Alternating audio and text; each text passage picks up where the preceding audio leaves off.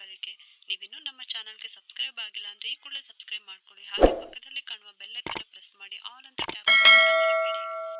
ಇವತ್ತಿನ ವಿಡಿಯೋದಲ್ಲಿ ಕಾಮಾಕ್ಷಿ ದೀಪವನ್ನು ಒಂದು ದೀಪ ಹಚ್ಚಬೇಕಾ ಅಥವಾ ಎರಡು ದೀಪ ಹಚ್ಚಬೇಕಾ, ಯಾವ ಎಣ್ಣೆನ ಹಾಕಬೇಕು, ಇನ್ನು ಕಾಮಾಕ್ಷಿ ದೀಪವನ್ನು ನಾವು ಉಡುಗೊರೆಯಾಗಿ ಕೊಡ್ಬೋದಾ, ಇಲ್ಲ ಬೆಳ್ಳಿ ದೀಪ ಹಚ್ಚಬೇಕಾ ಅಥವಾ ಕಂಚಿ ದೀಪವನ್ನು ಹಚ್ಚಬೇಕಾ, ಇನ್ನು ವಾರದಲ್ಲಿ ಎಷ್ಟು ದಿನ ಹಚ್ಚಬೇಕು, ಕೆಲವು ಸಲ ಕಾಮಾಕ್ಷಿ ದೀಪವನ್ನು ಹಚ್ಚಿದ ಮೇಲೆ ಮನೆಯಲ್ಲಿ ನಾನ್ ವೆಜ್ ಅಡುಗೆನ ಮಾಡ್ಬೋದಾ ಅಥವಾ ನಾವು ತಿನ್ನಬಹುದಾ ಅಥವಾ ತಿನ್ನಬಾರ್ದಾ, ಇನ್ನು ಹೊಸದಾಗಿ ಕಾಮಾಕ್ಷಿ ದೀಪವನ್ನು ತಗೊಳ್ಳೋರು ಈ ಒಂದು ವಿಚಾರನ ತಿಳ್ಕೊಳ್ಳೇಬೇಕು.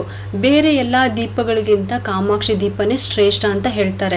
ಇನ್ನು ತ್ರಯೋದಶಿ ದಿನ ಕಾಮಾಕ್ಷಿ ದೀಪವನ್ನು ತಂದ್ರೆ ತುಂಬಾನೇ ಒಳ್ಳೆಯದು. ಏಕೆಂದ್ರೆ ಕಾಮಾಕ್ಷಿ ದೀಪದಲ್ಲಿ ತ್ರಿಶಕ್ತಿಗಳ ಸಂಗಮ ಇರುತ್ತೆ. ತ್ರಿಶಕ್ತಿಗಳ ಸಂಕೇತವಾಗಿ ನಾವು ಕಾಮಾಕ್ಷಿ ದೀಪವನ್ನು ಹಚ್ತೀವಿ. ಇದಕ್ಕೋಸ್ಕರ ಈ ಒಂದು ಕಾಮಾಕ್ಷಿ ದೀಪದ ಬಗ್ಗೆ ಇವತ್ತಿನ ವಿಡಿಯೋದಲ್ಲಿ ಸಂಪೂರ್ಣವಾಗಿ ತಿಳ್ಕೊಳ್ಳೋಣ. ಕಾಮಾಕ್ಷಿ ದೀಪವನ್ನು ನಾವು ತಂದುಬಿಟ್ಟು ಮನೆಯಲ್ಲಿ ಹಚ್ಚೋದು ತುಂಬ ಒಳ್ಳೆಯದು.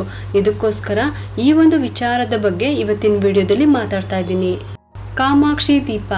ಕಾಮಾಕ್ಷಿ ದೀಪದಲ್ಲಿ ಲಕ್ಷ್ಮಿ ಅಂದರೆ ಗಜಲಕ್ಷ್ಮಿಯ ಚಿತ್ರ ಇರುತ್ತೆ. ಲಕ್ಷ್ಮಿಯ ಅಕ್ಕಪಕ್ಕ ಆನೆಗಳು ಇರುತ್ತೆ.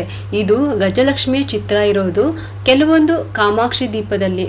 ಇನ್ನು ಕೆಲವೊಂದು ದೀಪದಲ್ಲಿ ಕಾಮಾಕ್ಷಿ ತಾಯಿ ಅಂದರೆ ಕಾಮಾಕ್ಷಿ ತಾಯಿಯ ಚಿತ್ರ ಮತ್ತು ಕಬ್ಬಿನ ಜಲ್ಲೆ ಇರುವಂಥದ್ದು ಇರುತ್ತೆ.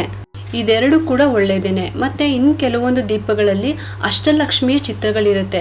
ಕಾಮಾಕ್ಷಿ ದೀಪದಲ್ಲಿ ಈ ಥರ ಯಾವುದೇ ಚಿತ್ರಗಳಿದ್ರೂ ಕೂಡ ತಂದು ದೀಪನ ಹಚ್ಕೋಬೋದು.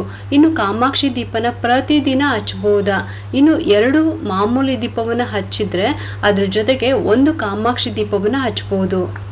3 ದೀಪ ಆಗುತ್ತಲ್ಲ ಅಂತ ಯೋಚನೆ ಮಾಡೋದಕ್ಕೆ ಹೋಗಬೇಡಿ. ಕಾಮಾಕ್ಷಿ ದೀಪಗಳ ಬಗ್ಗೆ ನಾವು 1 ಅಥವಾ 2 ಅಂತ ಲೆಕ್ಕ ಹಾಕೊಳ್ಳೋದೇ ಬೇಕಾಗಿಲ್ಲ. ಇದಕ್ಕೋಸ್ಕರ ಒಂದು ದೀಪ ಕಾಮಾಕ್ಷಿ ದೀಪ ಹಚ್ಚಿದ್ರೂ ಕೂಡ ತೊಂದರೆ ಏನೂ ಇಲ್ಲ. ಅದಕ್ಕೋಸ್ಕರ ಕಾಮಾಕ್ಷಿ ದೀಪ ಮನೆಯಲ್ಲಿ ಪ್ರತಿದಿನ ಹಚ್ಚುವಂಥ ದೀಪ 3 ಆಗುತ್ತೆ ಅಂತ ನಿಮಗೆ ಏನಾದರೂ ಕನ್ಫ್ಯೂಷನ್ ಇದ್ದರೆ 2 ತುಪ್ಪದ ದೀಪನ ಹಚ್ಚಿ ಅಲ್ಲಿಗೆ 5 ದೀಪ ಹಚ್ಚೋದು ಕೂಡ ತುಂಬಾ ಒಳ್ಳೆಯದು. ಕೆಲವು ಸಲ ದೀಪಗಳನ್ನು ಹಚ್ಚುವಾಗ ದೀಪದ ಬತ್ತಿಗಳು ಶಬ್ದ ಬರುತ್ತೆ. ಇನ್ನು ದೀಪ ಹಚ್ಚಿದ ನಂತರ ದೀಪ ಉರಿದೋದ್ಮೇಲೆ ಆ ದೀಪದಲ್ಲಿ ಹೂ ಬರುತ್ತೆ. ಇನ್ನು ಕೆಲವು ಸಲ ದೀಪಗಳಲ್ಲಿರುವ ಬತ್ತಿಗಳು ಸಂಪೂರ್ಣವಾಗಿ ಸುಟ್ಟು ಕಪ್ಪಾಗ್ಬಿಡುತ್ತೆ. ಇದಕ್ಕೆಲ್ಲ ಏನರ್ಥ, ಇದು ಒಳ್ಳೆಯದಾ ಅಥವಾ ಕೆಟ್ಟದ್ದಾ ಅಂತ ಸಂಪೂರ್ಣವಾಗಿ ಇವಾಗ ತಿಳ್ಕೊಳ್ಳೋಣ. ಇನ್ನು ಯಾವ ರೀತಿ ಕಾಮಾಕ್ಷಿ ದೀಪವನ್ನು ಯಾವ ರೀತಿ ತಗೋಬೇಕು ಅಂತ ಅಂದರೆ ಇದರಲ್ಲಿ ಲಾಭ ನಷ್ಟವನ್ನು ಎಣಿಸಿ ತಗೋಬೇಕು. ಕಾಮಾಕ್ಷಿ ದೀಪವನ್ನು ಬೆಳ್ಳಿದಾದ್ರೂ ತಗೋಬೋದು ಅಥವಾ ಕಂಚಿದಾದ್ರೂ ತಗೋಬೋದು. ಇನ್ನು ಕೆಲವ್ರ ಮನೆಯಲ್ಲಿ ಈ ಒಂದು ದೀಪವನ್ನು ತಾಯಿ ಮನೆ ಕಡೆಯಿಂದ ಬಂದಿರುತ್ತೆ. ಅವ್ರ ಮನೆಯಲ್ಲೂ ಕೂಡ ಕಾಮಾಕ್ಷಿ ದೀಪವನ್ನು ಹಚ್ಚುವಂಥ ಪದ್ಧತಿ ಇರುತ್ತೆ. ಪ್ರತಿ ಮನೆಯಲ್ಲೂ ಕೂಡ ಈ ಒಂದು ದೀಪವನ್ನು ಹಚ್ಚುವಂಥ ಪದ್ಧತಿ ಇರುತ್ತೆ. ಬೇರೆ ಯಾವುದೇ ದೇವ್ರ ದೀಪ ನಾವು ಹಚ್ಚೋದಿಲ್ಲ, ಕಾಮಾಕ್ಷಿ ದೀಪನೇ ಹಚ್ಚೋದು. ಒಂದು ಕಾಮಾಕ್ಷಿ ದೀಪ ಅಥವಾ 2 ಕಾಮಾಕ್ಷಿ ದೀಪವನ್ನು ಹಚ್ಚಬಹುದಾ? ಪ್ರತಿಯೊಬ್ಬರು ಕೂಡ ಕಾಮಾಕ್ಷಿ ದೀಪವನ್ನು ಹಚ್ಚಬೇಕು ಅಂತ ಇಷ್ಟ ಇರುತ್ತೆ. ಒಂದೇ ಒಂದು ಕಾಮಾಕ್ಷಿ ದೀಪವನ್ನು ಹಚ್ಚಬಹುದು, ಯಾವುದೇ ರೀತಿ ತೊಂದರೆ ಅಂತೂ ಏನೂ ಇಲ್ಲ.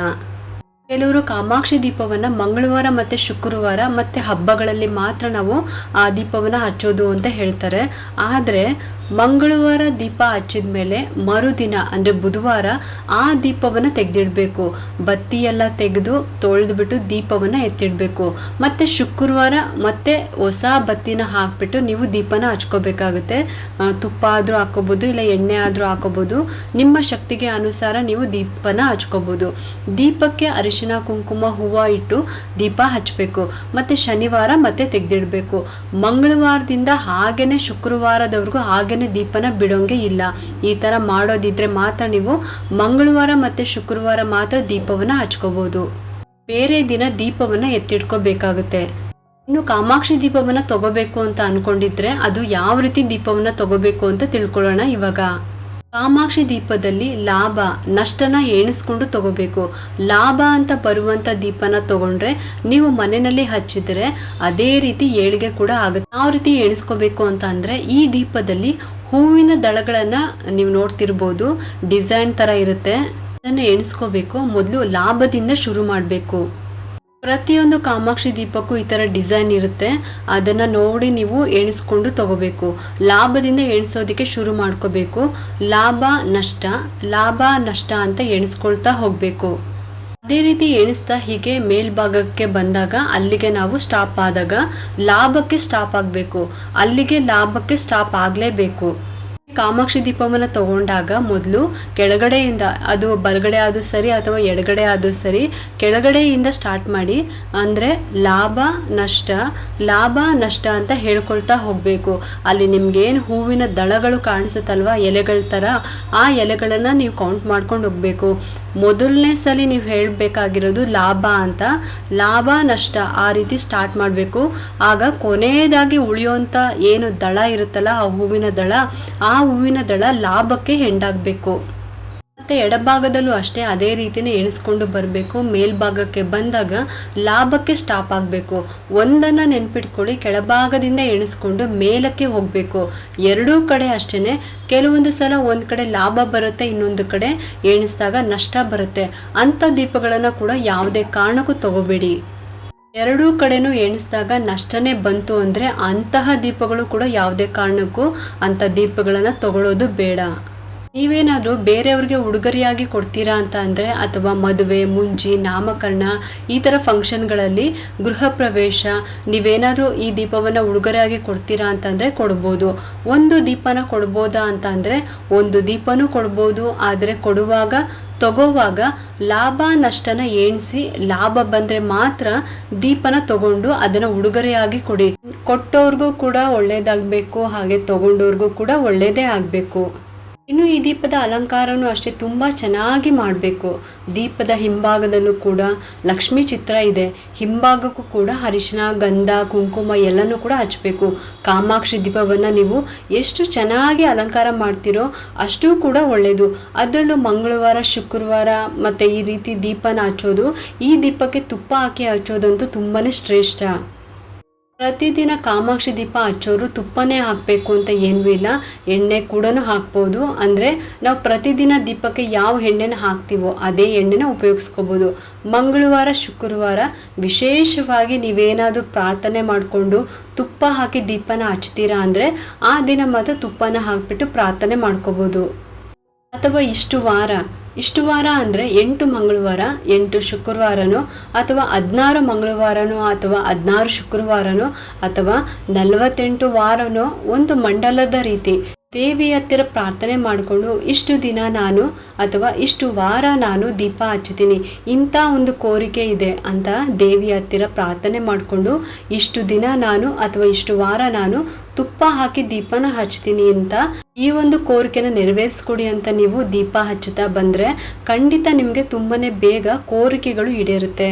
ಇನ್ನು ಯಾವ ಸಮಯದಲ್ಲಿ ಹಚ್ಚಬೇಕು ಅಂತ ಅಂದರೆ, ಬೆಳಗ್ಗೆ ಹಚ್ಚಿದ್ರೂ ಪರವಾಗಿಲ್ಲ ಅಥವಾ ಸಂಜೆ ಹಚ್ಚಿದ್ರೂ ಪರವಾಗಿಲ್ಲ. ಇನ್ನು ಬೆಳಗ್ಗೆ ನಾವು ಕಾಮಾಕ್ಷಿ ದೀಪವನ್ನು ಹಚ್ಚಿದ ಮೇಲೆ ಸಂಜೆ ನಾವು ಮನೆಯಲ್ಲಿ ನಾನ್ ವೆಜ್ ಮಾಡಬಹುದಾ ಅಥವಾ ತಿನ್ಬಹುದಾ ಅಂತ ಖಂಡಿತವಾಗ್ಲೂ ಇದಕ್ಕೆ ಏನು ಸಂಬಂಧ ಇಲ್ಲ. ಬೆಳಗ್ಗೆ ನೀವು ದೀಪ ಹಚ್ತೀರಾ ಅಂದರೆ ಮಧ್ಯಾಹ್ನ ಅಥವಾ ಸಂಜೆ ಮನೆಯಲ್ಲಿ ನಾನ್ ವೆಜ್ ಅಡುಗೆ ಕೂಡ ಮಾಡ್ಬೋದು ಮತ್ತು ತಿನ್ನಲೂಬಹುದು. ನೀವು ಕೂಡ ತೊಂದರೆ ಅಂತೂ ಏನೂ ಇಲ್ಲ. ಆದರೆ ತಿಂದಾದ ಮೇಲೆ ದೀಪನ ಹಚ್ಚಬಾರ್ದು ಅಷ್ಟೇ.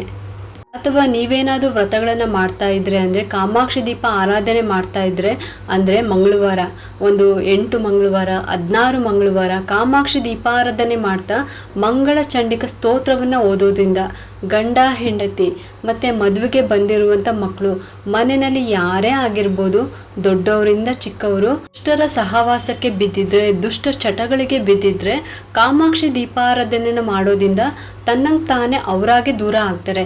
ಈ ರೀತಿ ಏನಾದರೂ ನೀವು ಕಾಮಾಕ್ಷಿ ದೀಪದ ಆರಾಧನೆ ಮಾಡ್ತಾ ಇದ್ರೆ ಅಂದರೆ ಅಂತಹವರು ಮಾತ್ರ ನಾನ್ ವೆಜ್ಜನ್ನು ತಿನ್ನಬಾರ್ದು ನಿಮ್ಮ ವ್ರತ ಮುಗಿಯೋವರೆಗೂ.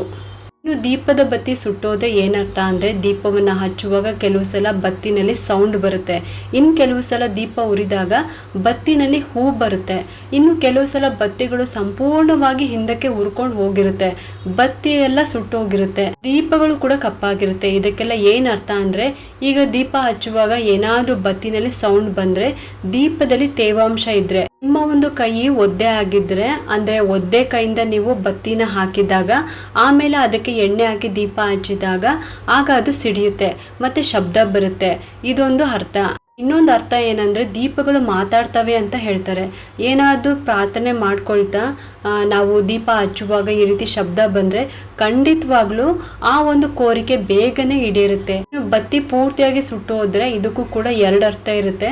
ಯಾವುದಕ್ಕೂ ನಾವು ಪಾಸಿಟಿವ್ ಆಗಿ ತಗೋಬೇಕು. ಇವಾಗ ದೀಪ ಉರಿಬೇಕು ಅಂದ್ರೂ ಕೂಡ ಗಾಳಿ ಬೇಕು. ಆದ್ರೆ ಆ ಗಾಳಿ ತುಂಬಾ ಜೋರಾದಾಗ, ಗಾಳಿ ಬಂದಾಗ ಆ ಬತ್ತಿ ಹಿಂದಕ್ಕೆ ಉರ್ಕೊಂಡು ಹೋಗ್ಬಿಡುತ್ತೆ. ಕೆಲವು ಸಲ ದೀಪ ಕೂಡ ಆರೋಗುತ್ತೆ. ಇದಕ್ಕೆಲ್ಲ ಅಪಶಕುನ ಅಂತ ಹೇಳಿ ನಾವು ಕೊರ್ಗೋದಿಕ್ಕೆ ಹೋಗ್ಬಾರ್ದು. ದೀಪದ ವಿರುದ್ಧ ದಿಕ್ಕಿನಲ್ಲಿ ಬೀಸುವಂಥ ಗಾಳಿ ತುಂಬ ಜೋರಾದರೆ ಬತ್ತಿ ಹಿಂದಕ್ಕೆ ಉರ್ಕೊಂಡು ಹೋಗುತ್ತೆ. ಆಗ ಏನು ಮಾಡಬೇಕು? ಮನೇಲಿರುವಂಥ ಒಂದು ಕೆಟ್ಟ ದೃಷ್ಟಿದೋಷ ನಿವಾರಣೆ ಆಯಿತು ಅಂತಲೇ ಅರ್ಥ. ಕಾಮಾಕ್ಷಿ ದೀಪ ಅಂತಲೇ ಅಲ್ಲ, ಬೇರೆ ಯಾವುದೇ ದೀಪ ಆಗಿದ್ರೂ ಅಷ್ಟೇ ಈ ರೀತಿ ಹಿಂದಕ್ಕೆ ಉರ್ಕೊಂಡು ಹೋದರೆ, ಸುಟ್ಟೋದ್ರೆ ಅದು ಚಿಂತೆ ಮಾಡಬೇಡಿ. ಖಂಡಿತವಾಗ್ಲೂ ನಿಮ್ಮ ಮನೆಗೆ ಆಗಿರಬಹುದು, ನಿಮಗೆ ಆಗಿರ್ಬೋದು ದೃಷ್ಟಿದೋಷ ನಿವಾರಣೆ ಆಯಿತು ಅಂತಲೇ ಅರ್ಥ. ಆಮೇಲೆ ಆ ದೀಪನ ತಗೊಂಡು ಆ ಬತ್ತಿನೆಲ್ಲ ತೆಗೆದಾಕಿ ಮತ್ತೆ ಆ ದೀಪನ ತೊಳೆದ್ಬಿಟ್ಟು ಮಾರನೇ ದಿನಕ್ಕೆ ಅರಿಶಿನ, ಗಂಧ, ಕುಂಕುಮ ಎಲ್ಲ ಹಚ್ಚಿ ಹೊಸದಾಗಿ ಬತ್ತಿನ ಹಾಕಿ ಎಣ್ಣೆ ಹಾಕಿ ದೀಪನ ಹಚ್ಚಬೇಕು. ಇನ್ನು ದೀಪ ಹಚ್ಚಿದ ಮೇಲೆ ದೀಪದ ಬತ್ತಿನಲ್ಲಿ ಹೂ ಬರುತ್ತೆ. ಅದನ್ನು ಕೂಡ ತುಂಬಾ ಒಳ್ಳೆಯದು. ನೀವೇನೇನು ಬೇಡ್ಕೊಂಡು ದೇವರ ಪೂಜೆನ ಮಾಡ್ತಾ ಇರ್ತೀರೋ ಆ ಒಂದು ಕೋರಿಕೆ ತುಂಬ ಬೇಗನೆ ನೆರವೇರುತ್ತೆ. ಅಥವಾ ನಾವು ಅಂದ್ಕೊಂಡಿರುವ ಕೆಲಸದಲ್ಲಿ ಯಾವುದೇ ರೀತಿ ವಿಘ್ನಗಳು ಇಲ್ಲದೆ ತುಂಬ ಬೇಗನೆ ಆಗುತ್ತೆ ಅಂತಲೇ ಅರ್ಥ.